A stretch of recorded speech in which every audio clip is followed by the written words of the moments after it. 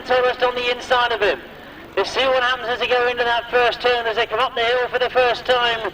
That looks to be like at the moment Whitelam has got the lead as they go round that back straight, but John Halsey's up in second, Ivor Matthews in third at the moment. John Halsey looking for a way through on the inside, drives hard coming out of that second bend, and it was Paul Whitelam that got the best of it going into that first turn. So Paul Whitelam now in second place, John Halsey and Jason Glenie exactly where they wanted to be. They got themselves out in front. They go down the back now getting through into second place. Ivor Matthews and passenger for this afternoon, Mick Stace, as they disappear again into the dust they created in the first lap. We're waiting to see them break. John Halsey and Jason Glenie, it is the lead. Ivor Matthews second, Paul Whitelam in third. Duncan Tolhurst in fourth at the moment as they go up the back straight. John Halsey looking to make it 2 out of 2. It was the very first Grand Slam here at Rhodes Minnis, won by John Halsey and Jason Glenie. Ivor Matthews trying to do something about it though as he gets closer and closer to John Halsey. Oh, past as they go, and that's the last lap flag for John Halsey and Jason Glenie. Into the bottom turn they go. Duncan Tolhurst is driving hard to get past Paul Whitelam. Dave Steele has missed out in the dust, I feel, but on the far side, look at Ivor Matthews. He's got closer and closer. He's going to make an attack on the last turn. He's gone to the outside line as they get to that last corner. Ivor Matthews has got around the outside. John Halsey on the inside. They disappear into the dust. They're both going wide. It's going to be close. Whoa! Woo! I thought Ivor was coming to join me in here for a moment.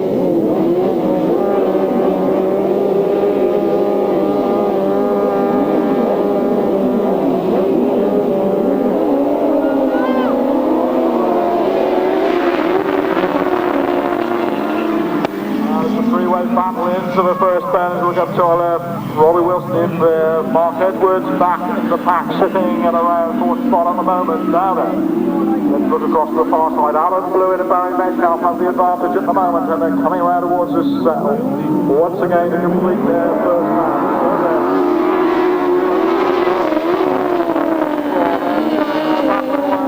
Wilson is right on their heels, says Rob Wilson and Tony Miles on the inside line of the bottom bend, going for the advantage, not quite getting there. But Alan Blewitt and Barrie Metcalfe are still in front. Mark Edwards and Nick Walters in that third spot, trying to close up on the back ahead of them.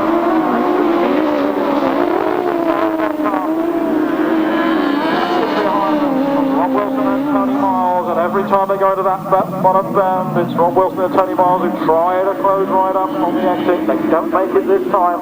Out in front then, it's Alan Blewitt and Barrie Metcalfe. Well, we said they won this in 1992. Alan Blewitt did. Rob Wilson, hard out, not any sort of ease, no relaxation for the leaders. And look at Rob Wilson making a challenge off that bottom bend. Is he going to get anywhere near the leaders? But at the moment it's still Alan Blewitt and Barrie Metcalfe. Right on the outside comes Rob Wilson and Tony Miles. Rob Wilson and Tony Miles are going the long way. Wow, tight. That was very tight. And in third place, number 8, Mark Edwards and Nick Walters. Well. Alan Blewitt and Barrie Metcalfe, Rob Wilson and Tony Miles. Very, very tight indeed. We'll wait for the official verdict on that one.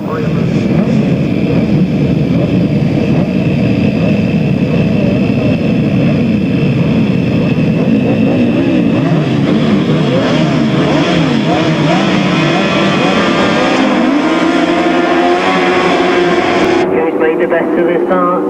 It looks like Reg Blackbourn on the inside has gone well. I expect to see the home crowd cheering a bit on this one. Terry Phillips has gone with him as they go into that first bend, but it's Reg who's got the better line. He comes through on the inside.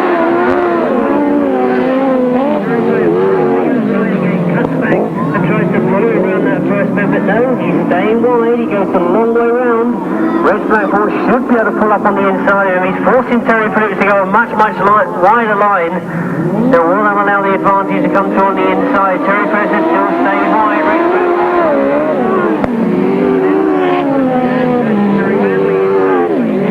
They start to look for gaps as those front two get themselves themselves sorted out. Terry Phillips now with the lead. Reg Blackbourn working hard in second place. Oh, Len Foreman closing all the time on those front two, and Reg Blackbourn comes through a gap.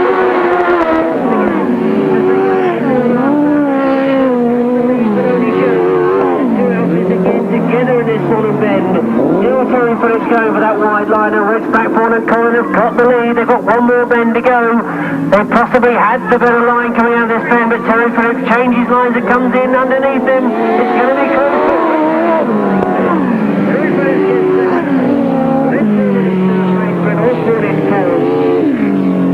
Oh, terrific ride between those two.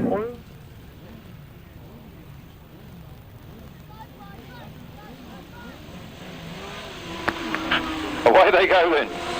Race 27, the 1000cc sidecar, sponsored by Terry Bird, and it's Trevor Colvin and Terry Saunders that get into the first turn first. Mike Day and Tom Mowbray are right after him there in the second place, number 90 on their machine. Then it's Steve Smith and Fraser Sutherland, fresh from their win earlier on, and then 299 Andy Colvin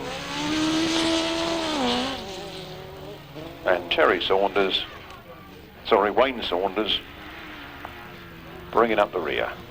Those four outfits quite well spaced apart, but Mike Day is really going for it. Not sure he's got the damper done on that machine or not, but steering damper was broken earlier when he came out in that earlier race, and we were hoping to get one fitted onto the machine before now. He chases after Trevor Colvin. He makes up a lot of ground in one place, loses it in another. That's a shame really, because very talented driver. Round they come then. There's the last lap flag. It's Trevor Colvin and Terry Saunders from Mike Day and Tom Mowbray, Steve Smith and Fraser Sutherland, Andy Colvin and Wayne Saunders. And they come round and Trevor Colvin goes right up on the inside. Mike Day goes very wide. The checkered flag is there. Who got that then? Who got that then? Yeah, I'm not going to commentate that. I'm not, no. I'll be undrawn and quartered. Competition this time though in the hands of Mark Edwards and Nick Walters, who had a second place first time out, and then disappointingly a fourth place in their second ride. Len and Ray Foreman have been scoring consistently. They've had 2 third places. And equally Dave Steer has had 2 thirds as well. As they get underway, you can see that Mark Edwards is on the outside, but Phil Pitman on the inside has got the best of the starts, and those two outfits together go into that first bend. John Hiscock trying to get up on the inside as well, as they both come round past us. Phil Pitman has got the advantage, but only just as he's gone very, very wide. Dave Steer trying to get to on the inside as well. 4 outfits together as they go into that pit bend. Tremendous sidecar racing as they go up that back straight. Dave Steer in fact has got the advantage, but Mark Edwards has tried to go around the outside. Phil Pitman's not given up as well. He's right there on the inside, but it is Dave Steer and Andy Orchard that have got to lead, but Mark Edwards has found a gap on the inside of them. Mark Edwards and Nick Waters in determined form found themselves a gap on the inside of Dave Steer, and now take the lead as they go round that pit bend, but they've hit problems on that pit bend, fighting with the outfit every inch of the way. It certainly looks to me as if he's got some sort of suspension problem on Mark Edwards' bike, because that really is causing him a lot of hard work as Dave Steer again has taken over the lead into the last lap. There you go, as Dave Steer and Andy Orchard lead. Phil Pitman and Miles Simmons back in that third place. You just watch the action going on ahead of them, because Mark Edwards again tries to have a go at Dave Steer. I'm sure Mark Edwards is thinking there's no way he's going to find a way to on the inside again for Dave Steer. Dave will try and hold it tight, but Mark has got to go for the outside line, but he's cut back under again. A terrific corner, he's going for the inside. Dave Steer holds him off though. Terrific racing from those sidecar crews. Oh, if the sidecar racing stays like that all the way through the Masters, we are in for a treat this year. Terrific racing and a great victory for Dave Steer and Andy Orchard. So choice of grid would have been given to the riders who qualified in the top places first. So Duncan Tollins takes the first choice of gate, and you can see that he's come out here on the outside looking to get a long drive into that first turn. Gary Jackson on the outside of him. Gary, we know over the years has loved these bigger circuits.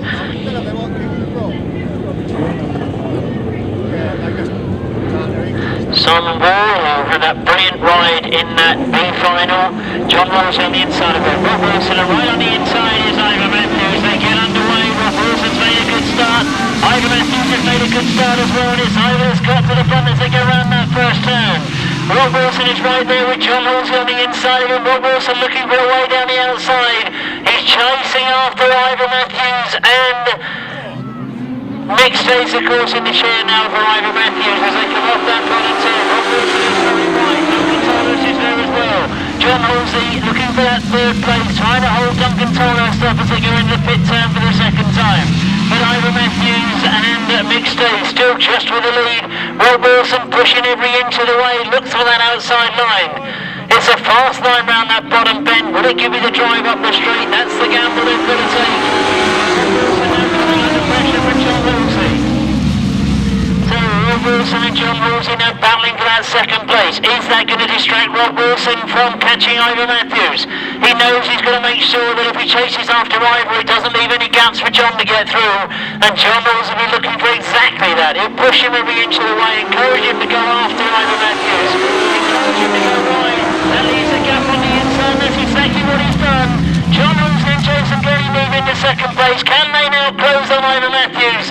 Ivor tries to pick the power up and go down the back straight as he now goes into this bottom turn. Ivor Matthews and Mick Stace. They close and indeed hold it tight when they come in and around. Rob Wilson has done. Rob Wilson has gone for that inside line. He knows that's where John Halsey got him. Duncan Tollhurst is in on that action as well. All three of those outfits together as they go around that pit turn. Ivor Matthews won't know what sort of battling is going on behind him. But all three of them are still in with a chance of second or third. And Ivor Matthews will be hoping they keep each other occupied as John Halsey's looking at a gap on the inside. And John Halsey goes through on the inside of Ivor Matthews. Well, I didn't know there was a gap even there, but John Halsey's got it. John Halsey goes through, and Rob Wilson's gone through as well. There must be problems for Ivor Matthews. He doesn't look happy at all. I think he's got a puncture.